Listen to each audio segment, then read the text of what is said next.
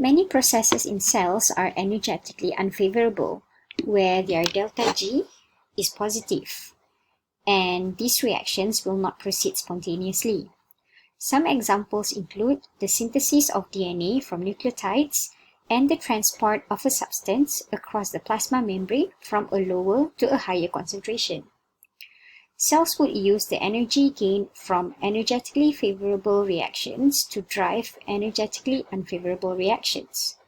To increase the efficiency, cells pair these reactions together. This is also known as reaction coupling and is facilitated by enzymes. Although reaction coupling is possible, the energetically favorable reaction must have a negative delta G large enough so that the overall delta G from the reaction coupling is negative. Besides that, the reactions coupled together must share at least one intermediate, as shown in this example.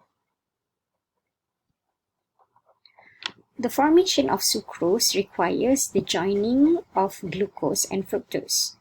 This reaction has a positive delta G and is therefore energetically unfavorable and requires energy to occur. This reaction can be paired up with an energetically favorable reaction such as ATP hydrolysis. These two reactions can be coupled because they share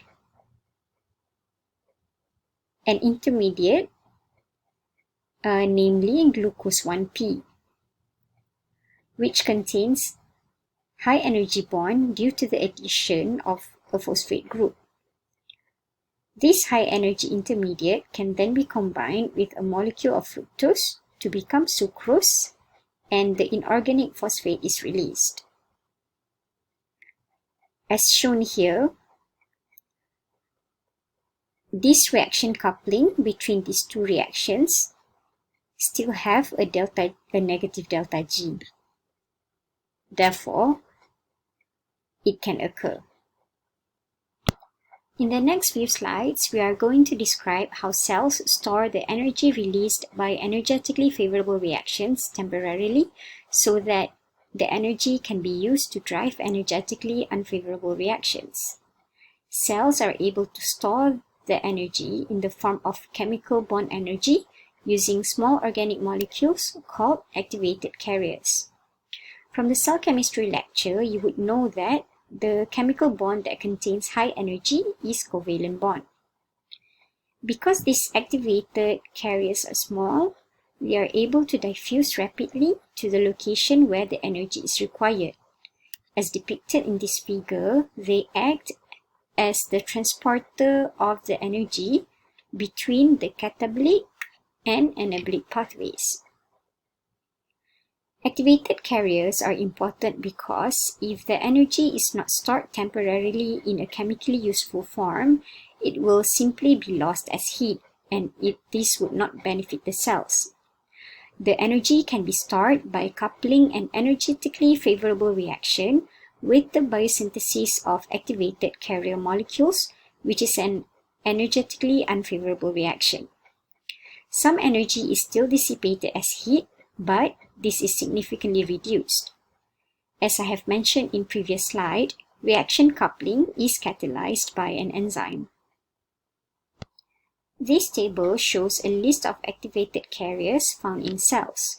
Some of the major ones are ATP, NADH, and NADPH.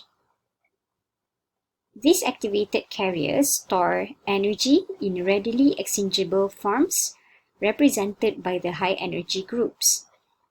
For example, the high energy group in ATP is the phosphate, whereas in NADH and NADPH, the high energy group is the electrons and hydrogens. So apart from providing the energy, these chemical groups are also available for biosynthetic reactions. We will have a closer look at the structure of some of these activated carriers in the next few slides.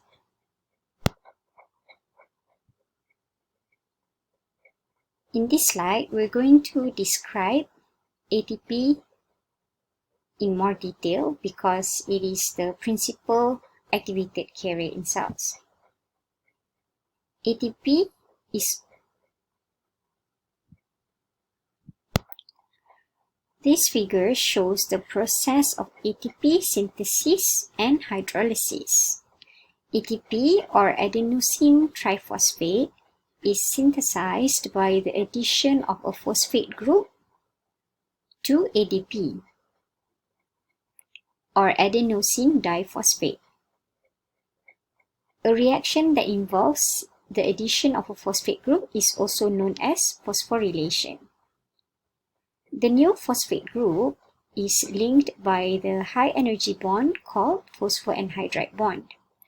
This reaction is energetically unfavorable and requires energy from catabolic reactions by reaction coupling.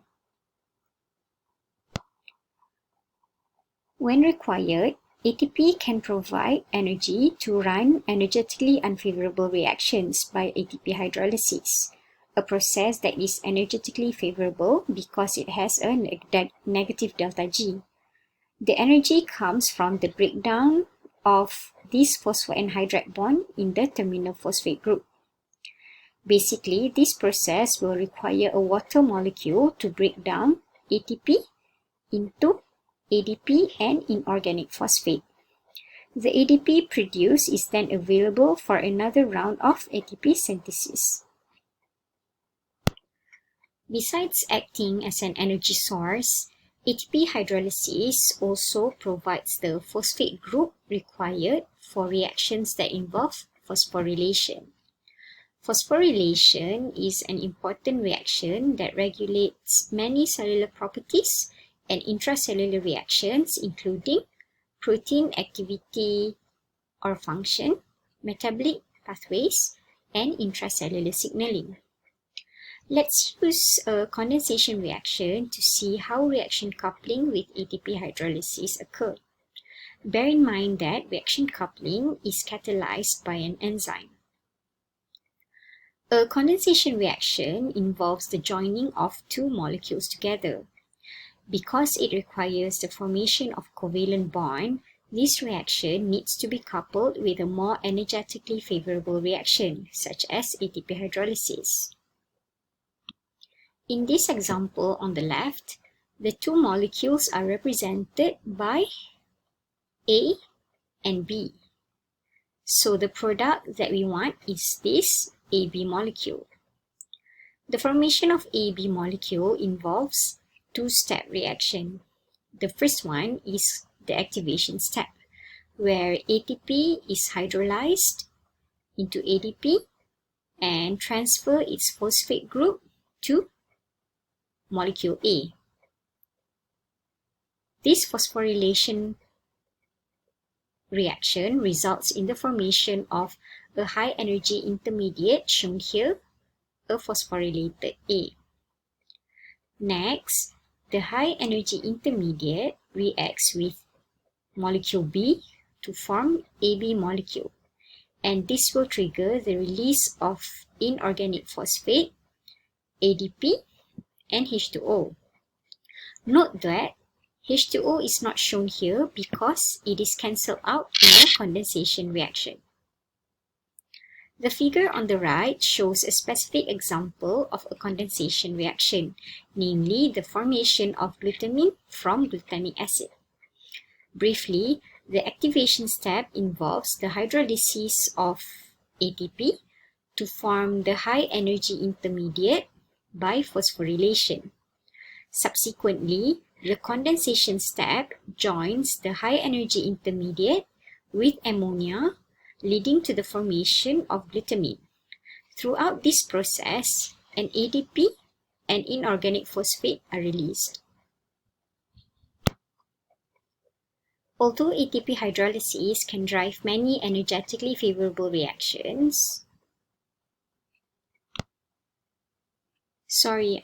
energetically unfavorable reactions, this is only limited to reactions with a delta G of about 40 kJ per mole. This is because the common root of ATP hydrolysis has a delta G between negative 46 and negative 54 kilojoule per mole. Some biosynthetic reactions, such as nucleic acid synthesis, may require more energy than this.